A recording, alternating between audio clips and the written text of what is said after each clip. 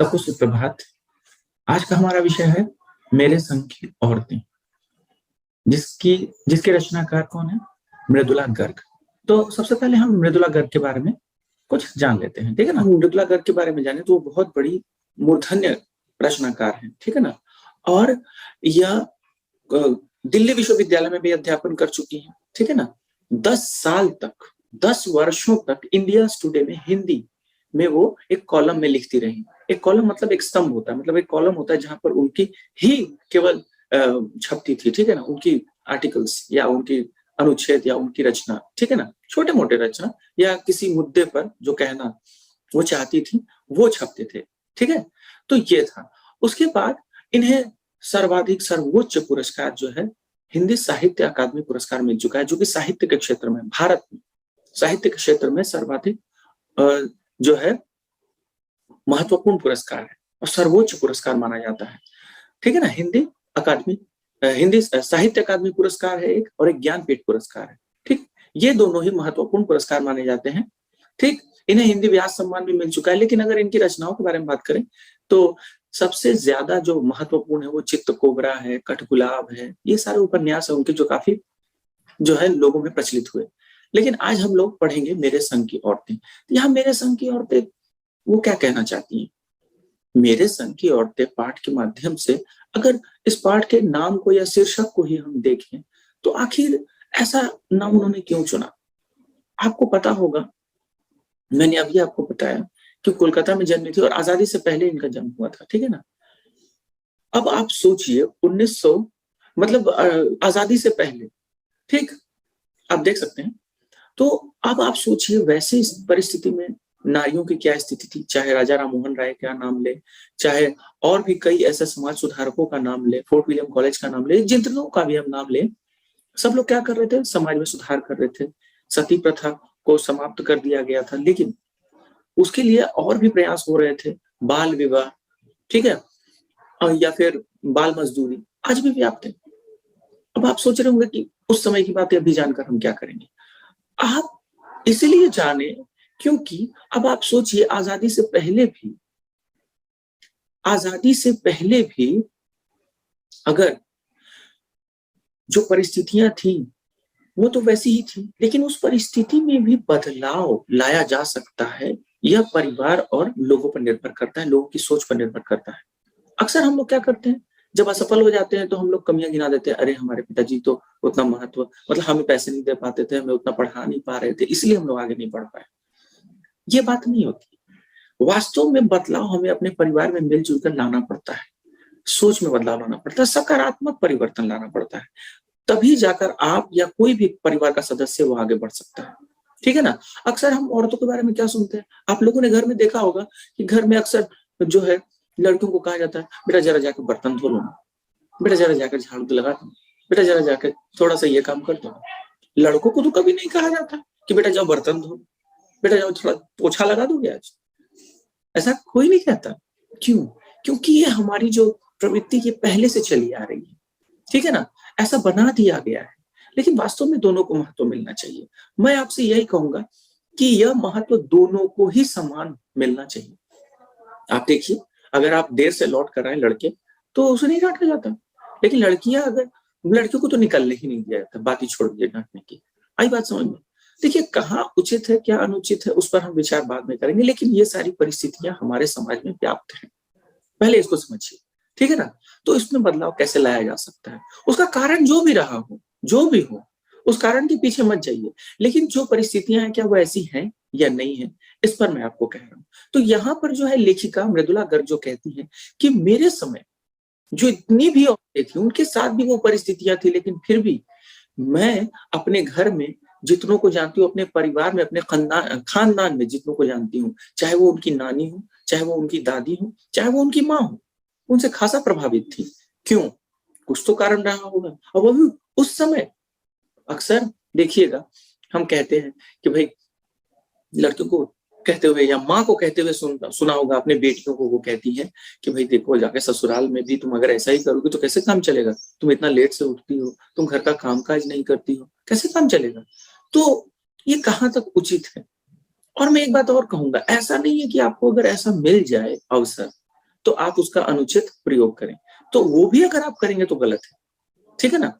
चाहे आपके सामने प्रियदर्शिनी का एक उदाहरण है। तो मैं ज्यादा कुछ नहीं कहना चाहता हूँ, बस यही कहना चाहता हूँ कि सबको समान अधिकार मिले, लेकिन उसका सदुपयोग हो। तो चलिए सीधे पाठ पर आते हैं कि आखिर इस पाठ में क्या है।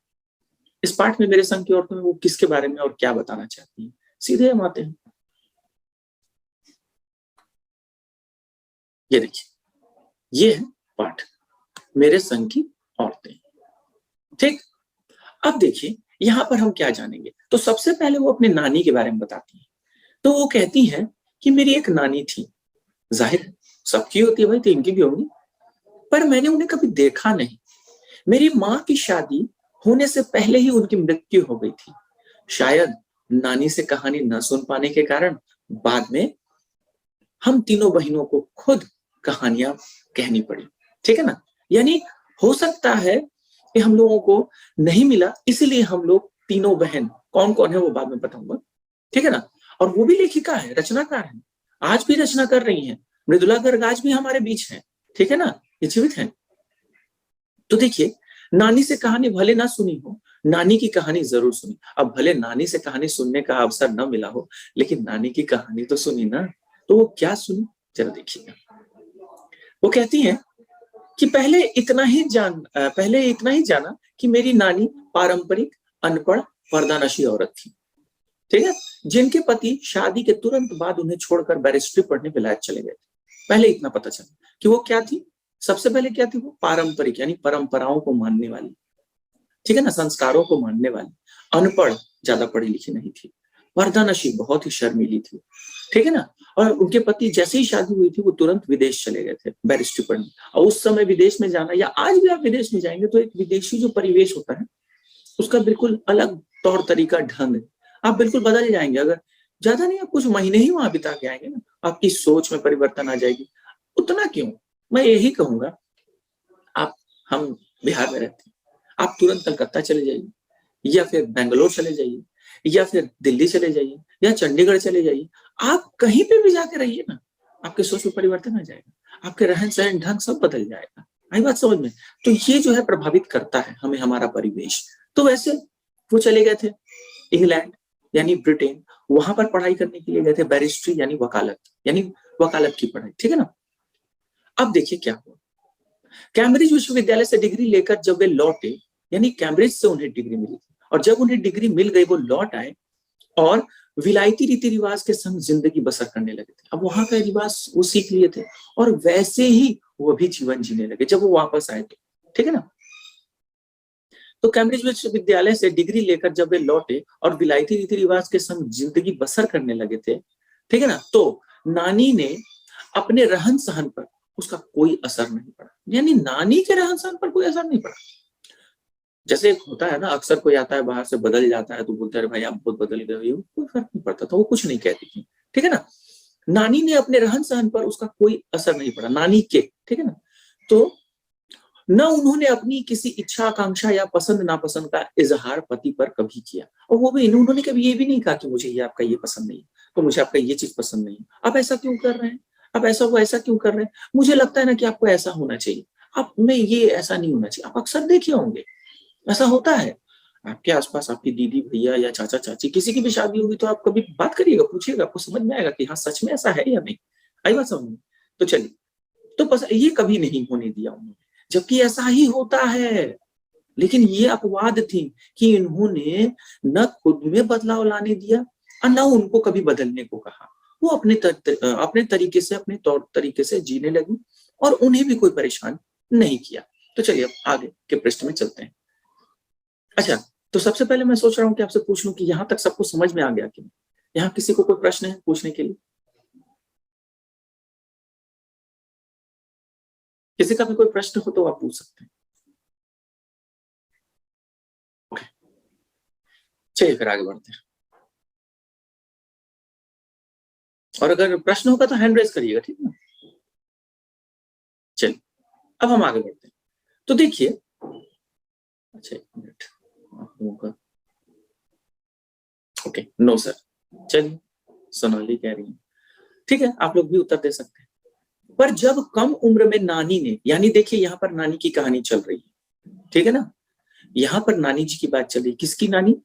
मृदुला गर्ग यानी लेखिका यानी रचनाकार। लेखिका की नानी जो है वो कौन है, उनके बारे में बातें चल रही हैं। तो पर जब कम उम्र में नानी ने खुद को मौत के करीब पाया, बड़े ही कम उम्र में उन्हें ऐसा एहसास होने लगा कि लगता है वो नहीं जीवित रहेंगे, अब वो शायद मृत्यु को प्राप्त हो जाएंगे। आई बात समझ में? तो जब उन्हें ये एहसास हुआ ना, 15 वर्षीय इकलौती बेटी, यानी उनकी बेटी कौन थी? मृदुला गर्ग की माँ। आई बात समझ में? यहाँ नानी जी कौन होगी? आपकी नानी कौन होगी? आपकी मम्मी की भी मम्मी। तो यहाँ पर इनकी मम्मी की मम्मी जो नानी है, तो अब आप बताइए आपकी नानी की बेटी कौन हुई? आपकी माँ। आई बात समझ में? तो ठीक उसी प्रकार 15 वर्षीय इकलौती बेटी मेरी माँ।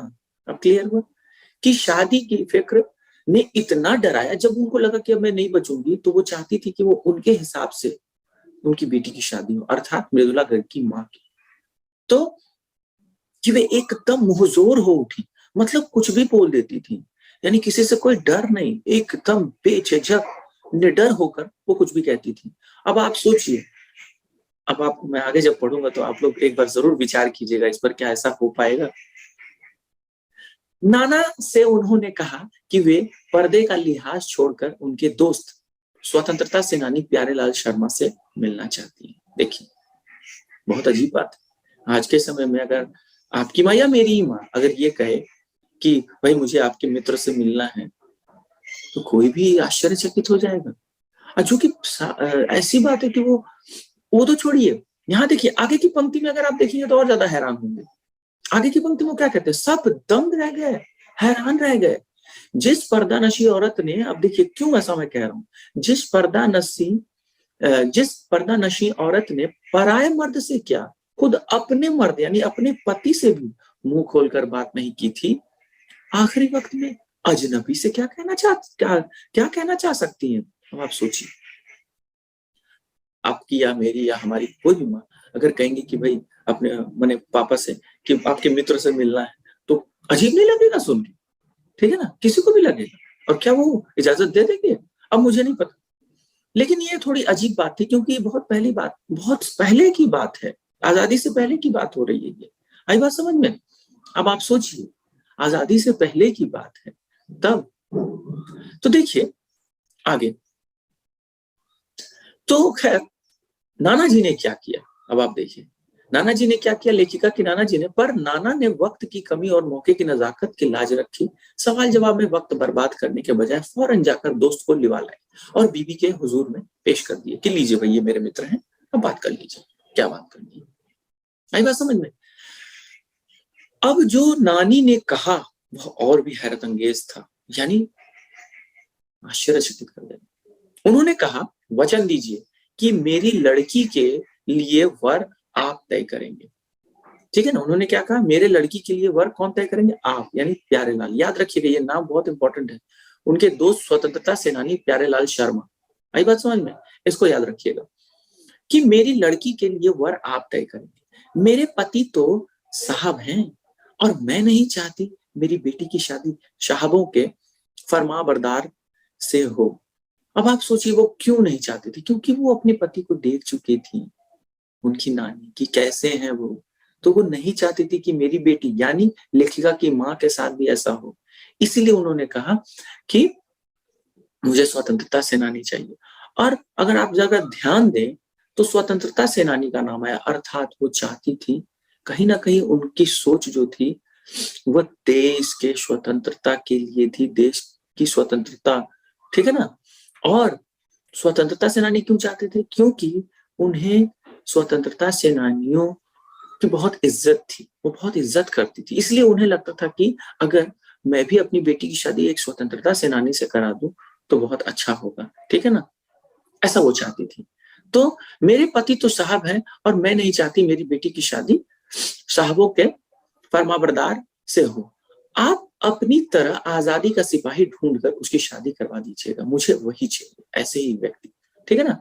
कौन कहता था कि अपनी आजादी से पूरी तरह बेखबर उस औरत के मन में देश के आजादी के लिए ऐसा जुनून होगा कि वो चाहती थी कि उनकी बेटी की भी शादी एक स्वतंत्रता सेनानी से हो? अब आप सोचिए।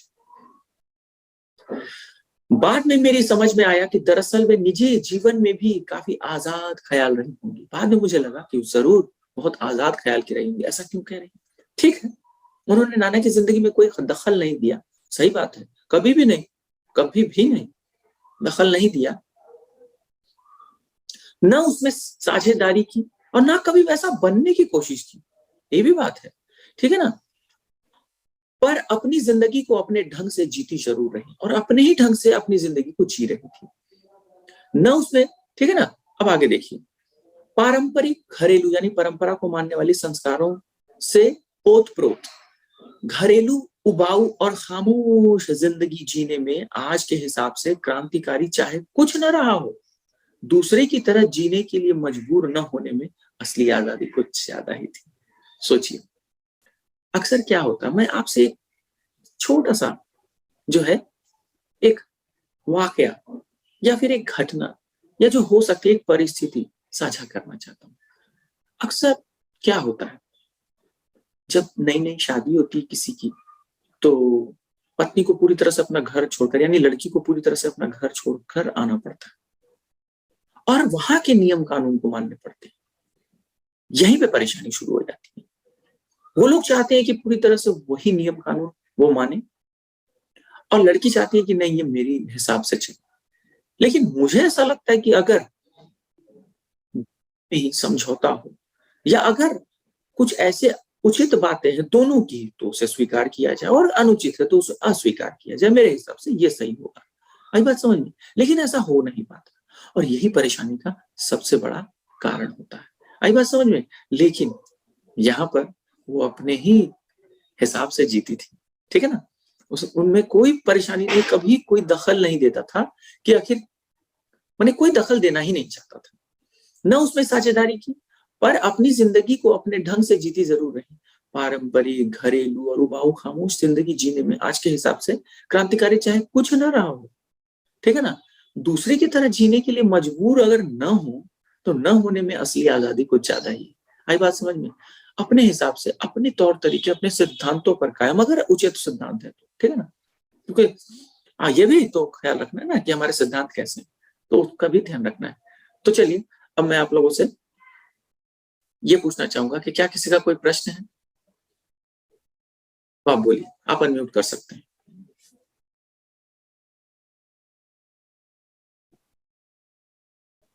आप सब में से कोई भी अनम्यूट आप खुद को कर सकते हैं और मुझसे प्रश्न कर सकते हैं कि क्या कोई प्रश्न करना है? सर, फरमाबरदार का मतलब? यस, नो, फरमाबरदार। किसी का कोई प्रश्न है? अच्छा, चलिए चलिए फिर आगे बढ़ते हैं।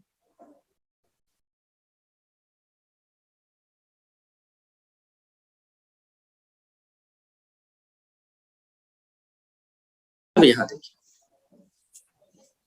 खैर इस तरह मेरी माँ की शादी ऐसे पढ़े लिखे होनहार लड़के से हुई जिसे आजादी के आंदोलन में हिस्सा लेने के अपराध में आईसीएस के इम्तिहान में बैठने से रोक दिया गया था और जिसकी जेब में पुश्तैनी पैसा ढेला एक न था। यानी एक तो इनके खानदानी कोई पैसा नहीं था, इनके पास कुछ भी, और तो और इन्हें, क्योंकि ये आजादी के लिए लड़ रहे थे और देश के लिए, इसीलिए आईसीएस की परीक्षा से इन्हें बेदखल कर दिया गया था। इंडियन सिविल सर्विस, ठीक है ना, उस समय आईसीएस जो आज यूपीएससी के नाम से जाना जाता है, okay, union public service commission, वही पहले था आईसीएस यानी इंडियन सिविल सर्विस, ओके। इससे उसमें परीक्षा में बैठने ही नहीं दिया गया, ओके। माँ बेचारी अपनी माँ और गांधी जी के सिद्धांतों के चक्कर में सादा जीवन जीने और ऊंचे ख्याल रखने पर मजबूर हुई। लेकिन मेरी जो माँ थी यानी लेखिका की, ठीक है ना, वो क्या करती थी, हमेशा सादा जीवन और उच्च विचार यानी गांधी जी के सिद्धांतों को मानती थी। हाल उनका यह था कि खादी की साड़ी उन्हें इतनी भारी लगती थी कि कमर चनक खा जाती थी, चनका खा जाती थी, यानी लचक जाती थी। तो आगे देखिए, रात रात भर जाग कर वे उसे पहनने का अभ्यास करती जिससे दिन में शर्मिंदगी न उठानी पड़े। वे कुछ ऐसी नाजुक थी कि उन्हें देखकर उनकी सास यानी मेरी दादी ने कहा था, हमारी बहू तो ऐसी है कि धोई पोछी और छीके पर टांग दी, यानी बहुत सीधी है। समझ में? यहाँ पर भाव क्या निकल रहा है, बहुत सीधी है। हमारी बहू क्या है, तो ऐसी है कि धोई पोछी और छेके पर टांग दी, यानी कि एकदम सीधी है, बस उनको जो काम दे दिया गया बस उससे मतलब है और किसी से कोई मतलब नहीं। गनीमत यह थी कि किसी ने उन्हें छीके पर से उतारने की पेशकश नहीं की, यानी किसी ने कोशिश नहीं की कि वो बदलाव उनमें आए। अगर ऐसा होता तो शायद कुछ परिस्थिति और ही होती। तो उन्होंने, किसी ने कोई प्रयास भी नहीं किया, ठीक है ना। अब आगे देखिए, अब आप सोच रहे होंगे क्यों नहीं किया, तो देखिए लेखिका खुद ही आप लोगों को प्रश्न का उत्तर दे रही है, वो खुद ही प्रश्न भी कर रही है, यानी आप लोगों के मन को वो पढ़ रही है। जाहिर सी बात है, आखिर ऐसा क्यों नहीं हुआ, ठीक है। तो यहाँ पर वो कहती है क्यों नहीं की, उसकी दो वजह थी। कौन कौन सी, देखिए याद रखिएगा, ये जरा सा ध्यान से सुनिएगा। पहली यही कि हिंदुस्तान के तमाम वाशिंदों की तरह उनके ससुराल वाले भी साहबों से खासे अभिभूत थे और मेरे नाना पक्के साहब माने जाते थे, यानी नाना जी भी का भी वही हाल था, क्योंकि वो जो कहते वही होता था, ठीक है ना।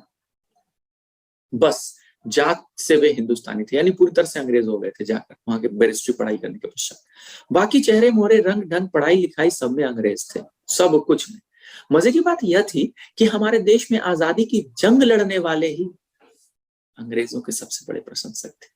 आई बात समझ में, क्यों इतना देर लगा हमें आजादी प्राप्त करने में, यहाँ एक कारण जरूर लिखा हुआ है।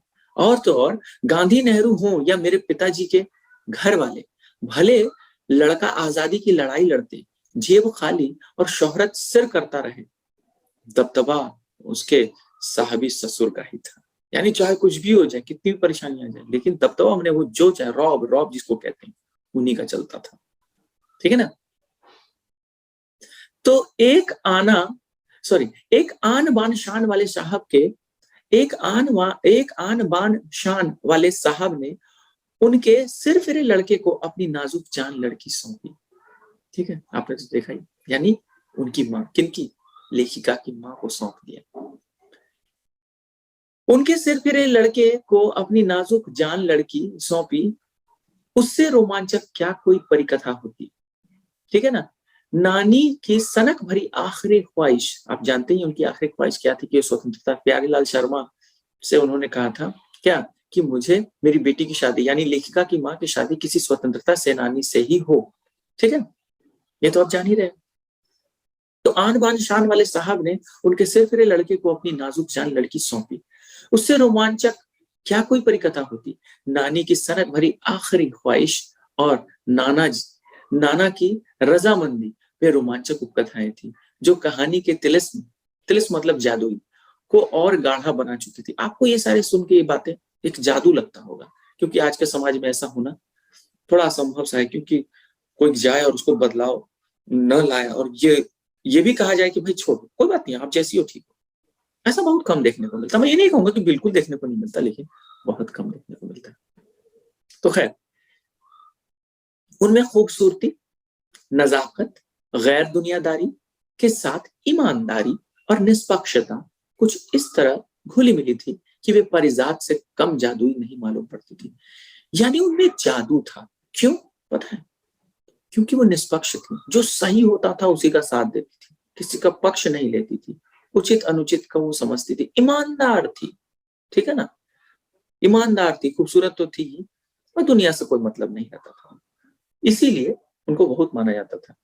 तो परिजात से इसीलिए कहते थे भाई जादू से कम नहीं हो, तुम तो बहुत, सच में तुम में जादू है। तो जादू नहीं होता, वास्तव में आप अगर अपने विचारों में, अपनी सोच और अपने व्यवहार में उचित परिवर्तन लाते हैं ना, या अगर आपका व्यवहार सच में उचित है लोगों के लिए और सच्चा है ना, तो सब कोई आपका कायल हो जाएगा। ये सबसे बड़ी बात होती है। आप खावा ना करें, जैसा दिखाओ, मैं कहना ये चाहता हूँ कि ये मत दिखाइए कि आप सच में बहुत अच्छे हैं, वास्तव में अच्छे बनिए। और वास्तव में जो अच्छा बनता है ना, पूरी दुनिया उसकी कायल हो जाती है और लोग सोचते हैं वाह, इनमें तो जादू है, इसमें तो जादू है।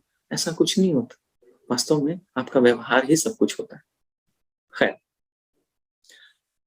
उनसे ठोस काम करवाने की कोई सोच भी नहीं सकता था। कोई कह दे कि ठोस काम हो जाए उनसे, ये काम कर दिए, तो बिल्कुल नहीं। उनसे ठोस काम करवाने की कोई सोच भी नहीं सकता था। हाँ, हर ठोस और हावी काम के लिए उनकी जबानी राय जरूर मांगी जाती थी और पत्थर की लकीर की तरह निभाई भी जाती थी, उनसे राय ली जाती थी। बताइए कितने ऐसे घर है जिसमें बहू से राय ली जाती है, तो सोचिए उनसे राय भी ली जाती थी कि भाई बताइए आगे क्या किया जाए, कैसे किया जाए, क्या किया जाए। नहीं तो आजकल तो देखिए पुरुष प्रधान जो समाज में होता क्या है, पुरुष भले ही गलत हो, अगर उसने वो कह दिया तो वही होगा, पत्थर की लकीर। परंतु हमें ये समझना चाहिए कि समाज को चलाने के लिए ना हर एक का महत्व बहुत जरूरी होता है।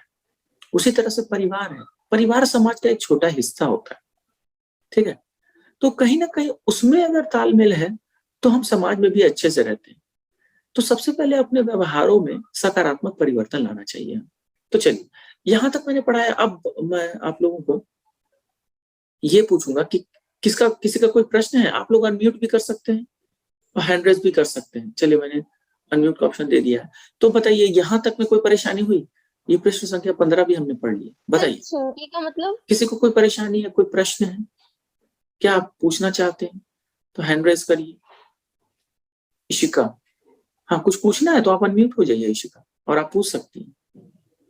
आप अपने प्रश्नों को रखिए, छिंके का मतलब या अगर नहीं पूछना है तो भी कोई परेशानी नहीं है, आप ये भी बोल दीजिए कि नो सर। क्या आपको पूछना है? अच्छा रुकिए, देख लेता हूँ। चलिए, अनम्यूट हो जाइए।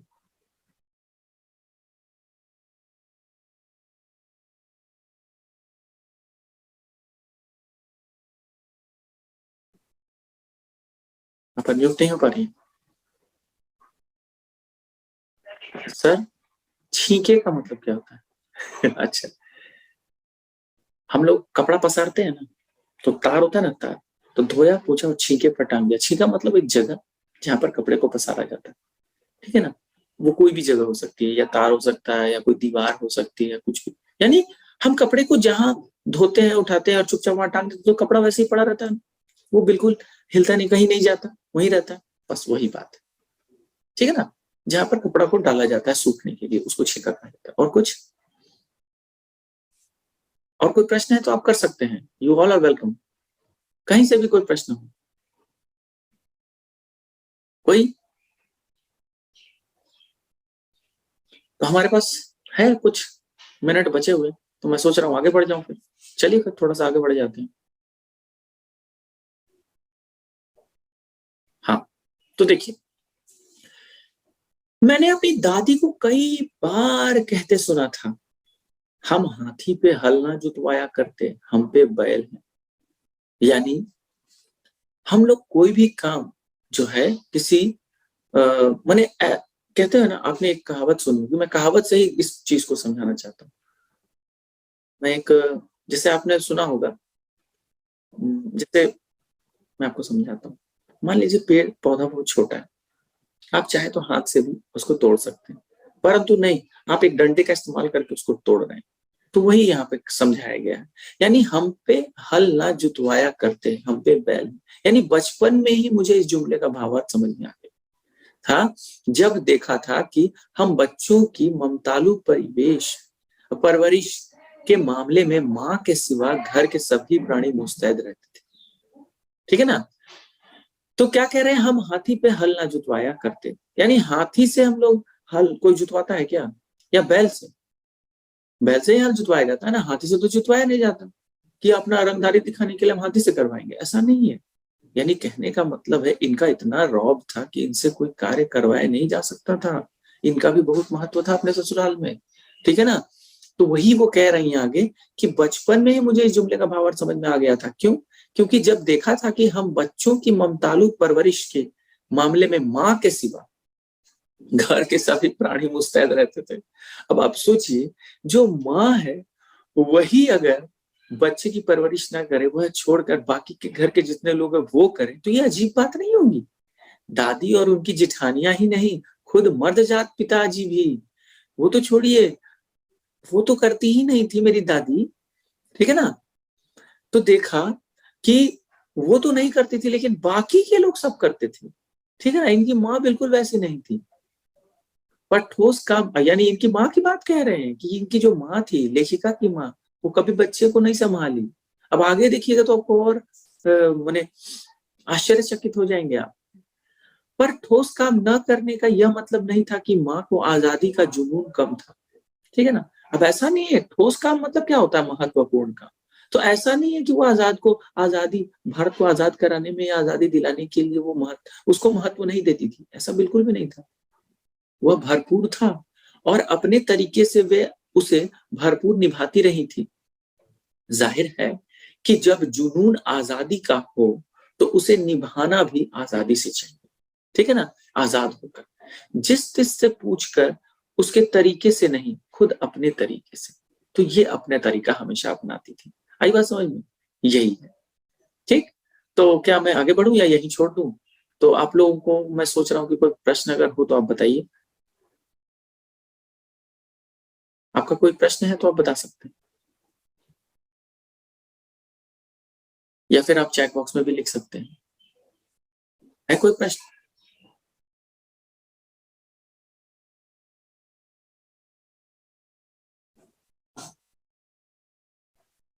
यस नो कोई जवाब दे दीजिए। ओके, पता है तो। अच्छा, अच्छा नो सर, ओके। अच्छे के मतलब तो बता दिया, जहां हम कपड़ा डालते हैं सूखने के लिए। और कोई है जो पूछना चाहता है? तो चलिए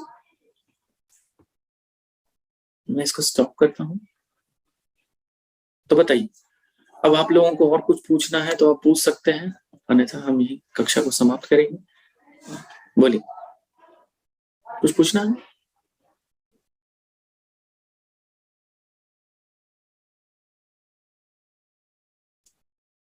चलिए फिर आज के लिए इतना ही, धन्यवाद।